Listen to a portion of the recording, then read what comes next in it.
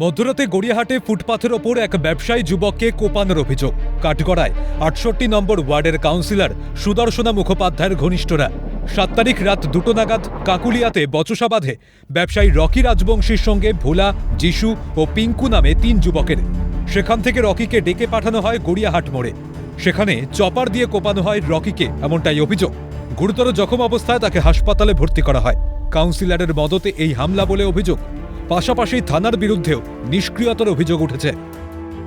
কোনো কথা বলতে বলতে পাড়ার দিকে গেছে, তো পাড়ার দিকে যেতে গিয়ে দেখছি গোলপাড়কে শুনছি ফোন এসছে, বলে যে এরকম তোর ভাইকে এরকম ধরে চাপট দিয়ে মেরেছে। এই ঝামেলাটা হয়েছে কাউন্সিলরকে নিয়ে। হ্যাঁ, সুদর্শনা মুখার্জি। এই ম্যাডাম, এই কাউন্সিলর এই যত নষ্টের গোড়া হলো এই কাউন্সিলর। কেন কাউন্সিলর এর আগের বারেও কাউন্সিলর জিনিসটা করিয়েছে। আমার এখানে কিছু হয়নি।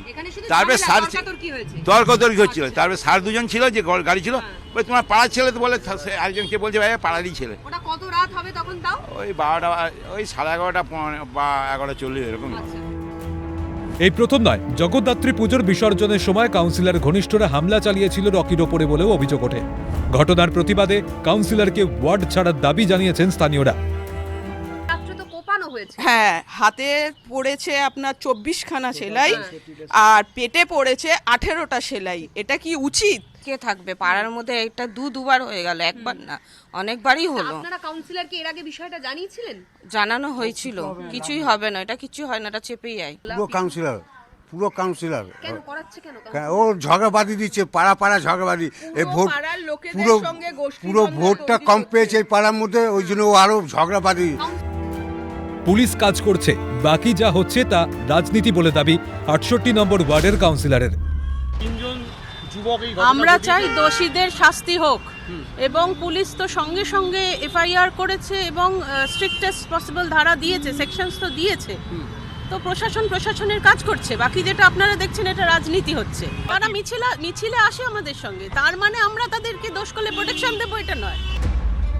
মদের আসর থেকে দুপক্ষের বচসা বেঁধেছে, এর সঙ্গে কাউন্সিলরের কোনো যোগ নেই বলে দাবি কাউন্সিলরের অনুগামীদের। এই ব্যাপারে তো কাউন্সিলরের কোনো উস্কানির ব্যাপার নেই।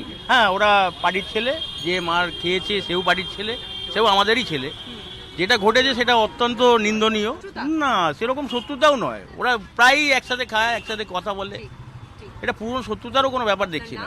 আমরা বরদাস্ত করছি না। আর এখানে সব থেকে বড় কথা হচ্ছে, এখানে পার্টি কোথা থেকে এলো, কাউন্সিলর কোথা থেকে এলো? এটা তো কাউন্সিলর পার্টির জন্য না। থানায় অভিযোগ দায়ের করেছে আহত রকির পরিবার। তদন্ত শুরু করেছে পুলিশ।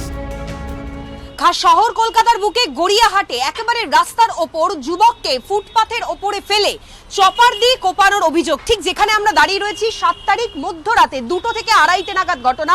একেবারে গড়িয়াহাট বাজার সংলগ্ন যে এলাকার ফুটপাথ রয়েছে, ফুটপাথের ওপরে রকিকে ডেকে আনা হয় এবং রকির সঙ্গে ছিল আরো বেশ কয়েকজন। ছিলেন যিশু, ভোলা এবং পিঙ্কু নামের আরো 3 যুবক। একেবারে ফেলে কোপানো হয় বলে অভিযোগ। ক্যামেরায় জনি মণ্ডলের সঙ্গে অভিরূপা সাহা ও সৌভিক গিরির রিপোর্ট, ক্যালকাটা নিউজ।